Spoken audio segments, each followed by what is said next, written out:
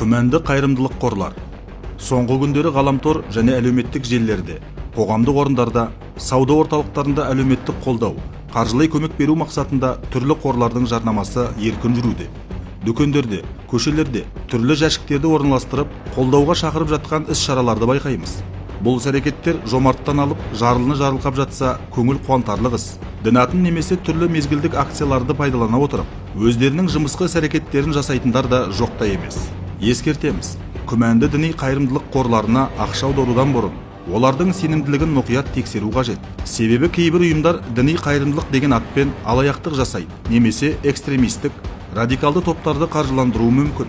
Егер қайырымдылық қорының сенімділігіне күмәніңіз болса, төмендегі қадамдарды орындау арқылы оның шынайылығын тексеруге болады. Ресми сайт пен ақпараттарды тексеру. Қордың ресми сайты бар ма? Ол жерде ұйым туралы толық ақпарат, мекен-жайы, байланыс нөмірлері көрсетілген бе? Сайттағы ақпарат үнемі жаңартылып отыра ма? Мемлекеттік порталдардан іздеу. Қазақстанда тіркелген қайырымдылық ұйымдарды Қазақстан Республикасы Әділет Министрлігі немесе мемлекеттік порталдарда ашық нормативтік құқықтық актілерден тексеруге болады. Егер қор ресми тіркелмеген болса, оған ақша аудару қауіпті.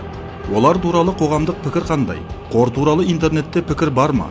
Әлеуметтік желілерде олардың жұмысы туралы нақты есептер бар ма? Алаяқтыққа байланысты шағымдар түсіп жатқан жоқ па? Байланысқа шығу. Қордың өкілдерімен сөйлесіп, сұрақтарыңызды қойыңыз.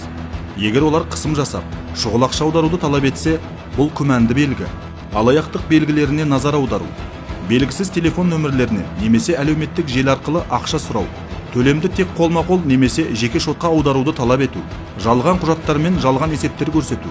Егер сізге күмәнді қайырымдылық қор кездессе, Қазақстан Республикасының құқық қорғау органдарына хабарласыңыз. Құрметті қайырымдылық жасауға асыққан жан.